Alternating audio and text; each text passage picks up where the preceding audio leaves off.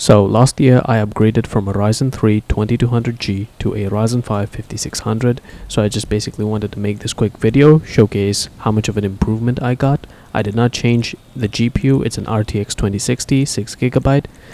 Just the CPU and the RAM went from 2666 MHz to 3200 MHz. So first up, GTA 5 Online Legacy Edition, as the Enhanced Edition was not available when I was using the Ryzen 3, so I'm sticking with the Legacy Edition for this benchmark. Anyways, here is some numbers on the screen. The 2200G average 49.7 FPS, 1% low at 36 FPS, and 0.1% low at 24 FPS. All the testing is done at 1080p, very high settings for both the CPUs. I'm testing the online version as it's more CPU dependent than GPU dependent, so it's a pretty good benchmark for the CPUs. Now onto the Ryzen 5 5600, and oh boy. Average is at 94, 1% low at 75, and 0.1% low at 61 FPS. The averages increased by 89%, and the 1% low increased up to 108%. That is pretty massive. And all this with just a CPU upgrade, no GPU upgrade. So next up, we've got Sunset Overdrive at max settings 1080p. Pretty unusual game to benchmark, I know, but it was what I was playing at the time.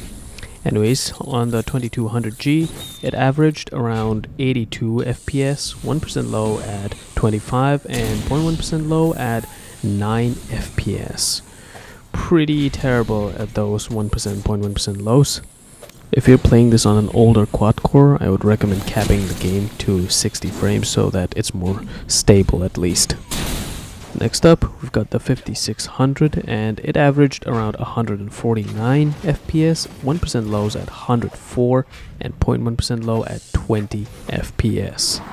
The averages improved by 81%, and the 1% lows improved by a massive 311%. Because of that huge 1% low increase, the game became so much smoother and responsive. Next up, we've got Death Stranding at 1080p ultra settings. And this one is a bit of a sneaky one. I say sneaky because in the opening section, in the beginning, the frame rates stay above 60 all the time. Only after you get to a more dense place with more foliage, more buildings, it shows its true colors. Like, this game does not like 4 cores at all. The 2200G averaged at around 43 FPS, 1% low at 14, and 0.1% low at 9 FPS. That is astoundingly terrible. And keep in mind, this is with a 2066 GB. It was completely bottlenecked by the 2200G. Now, Death Stranding on the Ryzen 5 5600 averaged around 126 FPS, 1% lows at 97, and 0.1% lows at 34 FPS. The average FPS increased by 189%, and the 1% lows increased by an astounding 574%. You can see how much smoother the frame time graph is on the 5600 footage compared to the 2200G. Next up, I've got ESO, Elder Scrolls Online. Now this is an MMORPG that I've been playing that I found is pretty CPU heavy. So when there are a bunch of players and NPCs on the screen, the CPU gets cooked. So I tested this in Vivek City where there are a lot of NPCs and players. So the 2200G averaged around 84 FPS, 1% low at 29, and 0.1% low at 21 FPS. This is at 1080p very high settings. Now onto the Ryzen 5 5600. Same graphic settings, same place. The Ryzen 5 averages around 102 FPS, 1% low at 79, 0.1% low at 46 FPS. So that is an increase of about 21% for the averages and 168% for the 1% low.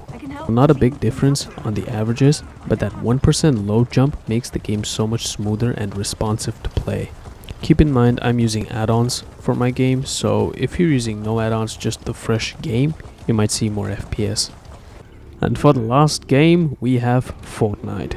I benchmarked this using the replay mode in a Team Rumble match. The Ryzen 3 2200G averaged around 74 FPS, 1% low at 44 FPS, and 0.1% lows at 17 FPS. This is all done at 1080p DX11 at low settings. Unfortunately, I lost the 2200G footage, so in the background what you're seeing is from the 5600. Anyways, the 5600 reached an average of 217 FPS, 1% low at 70 and 0.1% low at 18 frames per second. This meant the average frame rate saw a massive increase of 190%. The 1% low frame rate increased by 59%. And this is in Team Rumble match. If you do this in Battle Royale, your averages and 1% lows are going to be much higher. So overall, combining the results of these 5 games, my average FPS increased by 114%. And my 1% lows, on the other hand, increased by a staggering 244%. This is all just by upgrading my Ryzen 3 to a Ryzen 5, all in the same motherboard with the same RTX 2066GB. So yeah, I just wanted to do a quick video about it, and if you're still here, like the video and all that good stuff. GG's.